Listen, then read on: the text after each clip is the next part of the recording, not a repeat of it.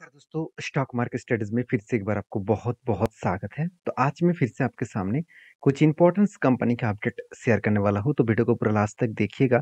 और अभी तक अपने चैनल को सब्सक्राइब नहीं किया तो ज़रूर कर लीजिएगा। कंटिन्यूअसली इन्फॉर्मेशन और अपडेट्स पाने के लिए चैनल के ऊपर बने रहिएगा। तो चलो देख लेते हैं कौन-सा कंपनी है इस वीडियो के अंदर। फर्स्ट जो कंपनी है जिसका नाम है आईजीएल इंद्रप्रस्थ गैस लिमिटेड। देखिए आईजीएल के ऊपर जब टेक्निकली चार्ट पैटर्न्स बना था तब मैंने आपको मेंशन किया था कि जिस तरीके से नेगेटिव न्यूज़ के कारण एक बिग फॉल हुआ था और गवर्नमेंट की एक negative news obviously negative news कहूँगा, क्योंकि अगर गवर्नमेंट बता दिए कि जो सीएनजी गैस है सीएनजी गैस जो है उसको बंद करेंगे और उसकी जगह पे जो इलेक्ट्रिक व्हीकल्स है उसको मतलब पुश करेंगे मार्केट में चलने के लिए, तो सीएनजी बेचने वाले जितने सारे कंपनीज है उसका तो घाटा होगा ही। तो उसके लिए इंद्रप्रस्थ मतलब आईजीएल और एमजीएल दोनों कंपनी का हालत खराब हो गया, क्योंकि दिल्ली में अगर सीएनजी की गाड़ियां सबसे ज्यादा आपको देखने को मिल जाएगा और उस जगह पे आईजीएल का सबसे ज्यादा फायदा होता था। अभी देखिए आईजीएल का तो फायदा नहीं होगा, क्योंकि गवर्नमेंट तो इलेक्ट्रिक व्हीकल्स के ऊपर पुश कर रहे हैं, तो इलेक्ट्रिक गाड़ियों के ऊपर ज्यादा से ज्यादा फोकस रखे हैं, तो जिसके चलते ही एक बिग फॉल देखने को मिला। तो क्या इस फॉल के कारण कंपनी में कुछ इम्पेक्ट आया? मुझे तो नहीं लग रहा है, क्योंकि कंपनी के जो सिचुएशन है उसके बारे में बात करूँ तो आप देखेंगे तो कंपनी के ऊपर जो क्वार्टर रिजल्ट है इस बार भी हाईएस्ट सेल्स देखने को मिलेगा। और एक्सपेंस को कंपनी मेंटेन्स करने के बाद कंट्रोल करने के बाद कंपनी का नेट प्रॉफिट 278 करोड़ से 395 करोड़ बना। मान लेता हूँ कंपनी का क्वार्टर ऑफ क्वार्टर बेसिस में प्रॉफिट ज़्यादा ग्रोथ नहीं हुआ है, फिर भी company year of year basis में अच्छा खासा प्रॉफिटेबिलिटी ग्रोथ मेंटेन किए। अभी देखिए कंपनी का जो टेक्निकली चार्ट पैटर्न है, इस टेक्निकली चार्ट पैटर्न में जब क्रैश हुआ था तब एक रेंज क्रिएट हुआ था। उसी रेंज के अंदर कंपनी देखिए हायर हाई बनते-बनते आगे बढ़ रहा है। अभी देखिए 2 तरीके से सिनेरियो है। पहले यहाँ पे एक स्ट्रांगली कंपनी के लिए क्या है, ये एक स्ट्रांगली रेजिस्टेंस है और नीचे वाला साइड में क्या बन रहा है, एक सपोर्ट बन रहा है। मतलब एक ही रेंज के ऊपर कंपनी क्या कर रहा है, आगे बढ़ रहा है। धीरे-धीरे करके इस रेंज को फॉलो अप करके आगे बढ़ रहा है। तो मेरे हिसाब से एक लंबा जर्नी इस रेंज के अंदर होने वाला है और लगातार जो हायर हाई करते-करते आगे बढ़ रहा है, उस सिचुएशन को आप देखेंगे तो एक अच्छा खासा धमाका यहाँ पे होने का चांसेस है। बाकी आप इस कंपनी के ऊपर क्या सोचते हैं? क्या आपके राय है ज़रूर मुझे कमेंट्स करना, क्योंकि आईजीएल के ऊपर 2 तरीके से सिनेरियो पे मुझे देखने को मिला है। पहली बात, वो तो हायर हाई कर ही रहा है, साथ ही साथ यहाँ पे 200 डेज़ ईएमए को वो ब्रेक नहीं कर पा रहा है। यहाँ पे देखिए एक बार 200 डेज़ ईएमए को ब्रेक करने का कोशिश किए थे, मगर फिर से वो फॉल हो गया। यहाँ पे देखिए पिछले दिनों में भी ब्रेक करने का कोशिश किया था, मगर उससे नीचे क्लोजिंग हो गया। इसका मतलब 200 डेज़ इसका स्ट्रांगली एक रेजिस्टेंस है। इस रेजिस्टेंस को अगर ब्रेक करके आगे बढ़े, तभी कुछ मोमेंटम जर्नी देखने को मिल सकता है।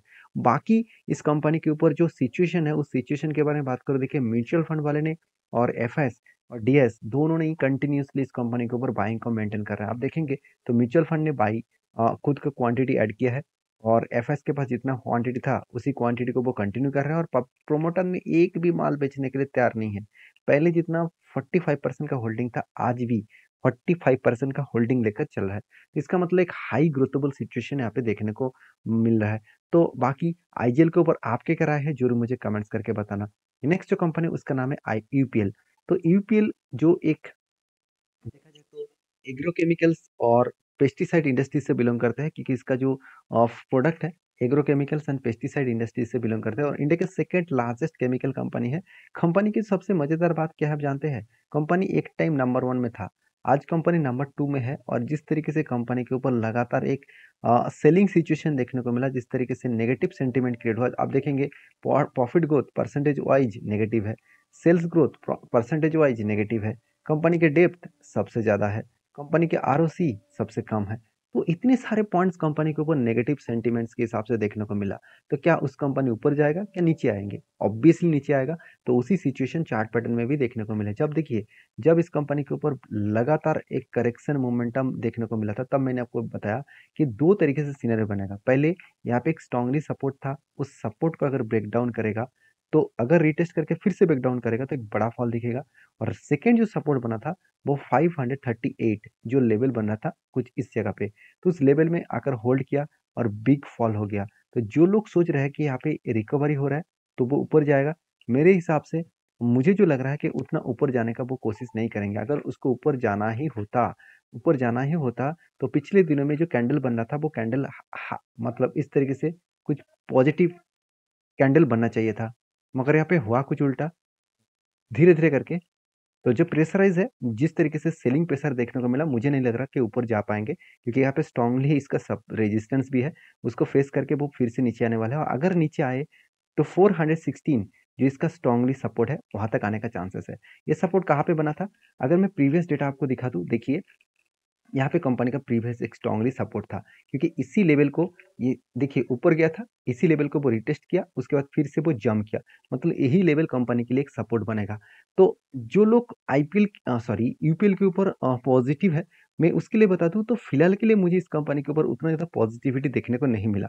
जैसे कंपनी का अगर क्वार्टरली रिजल्ट देखेंगे तो कंपनी का सेल्स कम हो गया, कंपनी का प्रॉफिट मार्जिन नेगेटिव में चला गया, और पिछले बार तो उससे 250 300 करोड़ का नेगेटिव था, इस बार करीबन 1600 करोड़ का नेगेटिव बना। मतलब 3 गुना कंपनी का 3 गुना से भी ज़्यादा कंपनी का यहाँ पे सॉरी 3 नहीं 5 गुना कंपनी का टोटल लॉसेस देखने को मिला। अब इस कंपनी के एज़ ए इन्वेस्टर क्या कर रहे हैं वो देख लीजिए। देखिए इन्वेस्टर माल बेचने के लिए तैयार नहीं है। उल्टा एफएस ने क्या किया, माल ऐड किया, डीएस ने कुछ क्वांटिटी बेचा, और बाकी वही क्वांटिटी एफएस ने ऐड किया, और बाकी पब्लिक के पास जितना होल्डिंग था वही होल्डिंग है, और प्रोमोटर के पास भी अच्छा खासा होल्डिंग्स है। कहने का मतलब है कि इंस्टीट्यूशन इस कंपनी के ऊपर कंटिन्यू करने के लिए अभी भी तैयार है। मैं ये भी कहूँगा कि कंपनी में जो लोग सोच रहे हैं कि कंपनी बेकार कंपनी है, उसके लिए बता दूँ, कंपनी का जो बिज़नेस है उस बिज़नेस को सबसे पहले समझना पड़ेगा। कंपनी का मेनली बिज़नेस क्या है? कंपनी की जो बिज़नेस है वो एग्रो केमिकल्स के ऊपर कंपनी का बिज़नेस है, एग्रो एक्टिव के ऊपर 85%, और साथ ही साथ और एग्रो एक्टिविटी के ऊपर 99.35% के आसपास। और कंपनी की जो बिज़नेस है वो आप देख सकते हैं, जो हर्बिसाइड्स जो है उसके ऊपर 34%, और जो फंगिसाइड है उसके ऊपर 25%, साथ ही साथ जो इंसेक्ट के ऊपर जो कंपनी केमिकल बनाते हैं उसके ऊपर 16%, और सीड्स के ऊपर 5%, और बाकी अदर्स के ऊपर 20%। तो बिजनेस जो है वो डाइवर्सिफाइड करके रखे हैं, और इस बिजनेस से कंपनी को अलग अलग जगह पे कंपनी प्रोडक्ट को सेल भी कर रहा है, जैसे लैटिन अमेरिका में 53%, रेस्ट ऑफ वर्ल्ड में 27%, नॉर्थ अमेरिका में 11%, यूरोप में 7%। तो बिजनेस जो है वो स्ट्रांग है। अभी फिलहाल के लिए केमिकल सेक्टर का मार्केट में डिमांड कम है, तो जिसके चलते कंपनी के ऊपर एक भारी भरकम नुकसान देखने को मिला है। जब सारी चीज़ ठीक-ठाक हो जाएगा तो फिर से वो रिकवरी ज़रूर करेंगे। बाकी आपके क्या ओपिनियन है इस कंपनी के ऊपर, ज़रूर मुझे कमेंट्स करना। नेक्स्ट जो कंपनी है उसका नाम है टेक महिंद्रा। देखिए टेक महिंद्रा के ऊपर सबसे पहले मैं चार्ट पैटर्न के बारे में शेयर करूँगा। तो टेक महिंद्रा के ऊपर एक मतलब शानदार तरीके से कप बना, उसके बाद एक हैंडल पैटर्न क्रिएट हुआ, और हैंडल पैटर्न बनने के बाद यहाँ पे क्या हुआ, एक ब्रेकआउट आया। तो ब्रेकआउट आने के बाद यहाँ पे क्या हुआ, ब्रेकआउट कन्फर्मेशन हुआ, और कन्फर्मेशन होने के बाद धीरे-धीरे करके ऊपर भी गए थे, रिटेस्ट भी किया, और अभी देखिए रिटेस्ट करने के बाद अभी देखिए धीरे-धीरे करके वो ऊपर जाने के लिए कोशिश करेंगे, क्योंकि यही कंपनी के लिए एक स्ट्रांगली क्या था, एक रेजिस्टेंस था, वही अभी कंपनी के लिए सपोर्ट भी बन चुके हैं। तो सपोर्ट बनने के बाद वो कंपनी रिकवर भी करेंगे, और मेरे हिसाब से वो धीरे-धीरे करके अगर ऊपर गए, तो जो टारगेट है इसका करीबन-करीबन मैं टारगेट जो लेके चल रहा हूँ वो 1638 के आसपास जो टारगेट निकल के आ रहा है 26% के आसपास। और मज़ेदार बात यही है कि कंपनी का प्रीवियस जो स्ट्रांगली रेजिस्टेंस है, उसी लेवल तक जाने का वो कोशिश करेंगे। तभी इस कंपनी के ऊपर एंटी मैंने क्यों डिसाइड किया, वो सबसे पहले देख लीजिए कि कंपनी का एंटी क्यों बना। तो पहले बता दूं क्वार्टरली रिजल्ट जो पिछले साल की तुलना से थोड़ा सा क्वार्टरली रिजल्ट कम हुआ, कोई बात नहीं।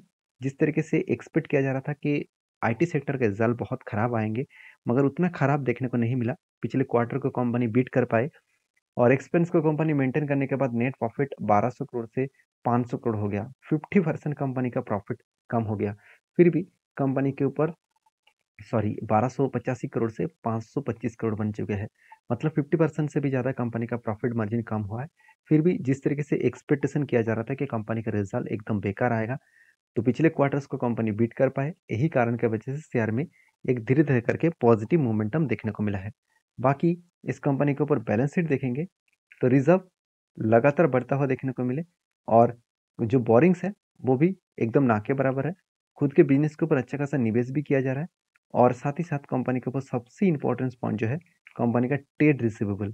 कंपनी को इस बार कितना प्रोजेक्ट मिला, करीबन 7300 करोड़ का। एक्चुअली कंपनी को 12800 करोड़ के आसपास प्रोजेक्ट मिला, और लास्ट जो सितंबर क्वार्टर तक जो डेटा था उसमें 7300 करोड़ के आसपास टोटल प्रोजेक्ट मिला। ये सारे कारण की वजह से कंपनी के ऊपर एक पॉजिटिव सेंटीमेंट क्रिएट हुआ, और जिसके चलते है मैंने टेल लिया, और क्योंकि कंपनी के ऊपर शानदार तरीके से कप विथ हैंड पैटर्न्स भी क्रिएट हुआ है। तो आपकी क्या ओपिनियन है इस कंपनी के ऊपर ज़रूर मुझे कमेंट्स करके बताना। नेक्स्ट जो कंपनी उसका नाम है चॉइस इंटरनेशनल लिमिटेड, जो कंपनी ने एक धमाका परफॉर्मेंस किया। अगर चार्ट पैटर्न देखेंगे तो 250 से कंपनी 500 साढ़े 500 तक गया, मतलब फंड डबल कर चुके हैं। इसके लिए मैनेजमेंट ने एक बहुत बड़ा डिसीजन लिया, हर एक के बदले 1 शेयर कंपनी आपको बोनस के हिसाब से देने वाला है। तो वीडियो में अगर जानकारी अच्छा मिले तो प्लीज़ लाइक करना। मिलते हैं नेक्स्ट वीडियो में, तब तक के लिए धन्यवाद।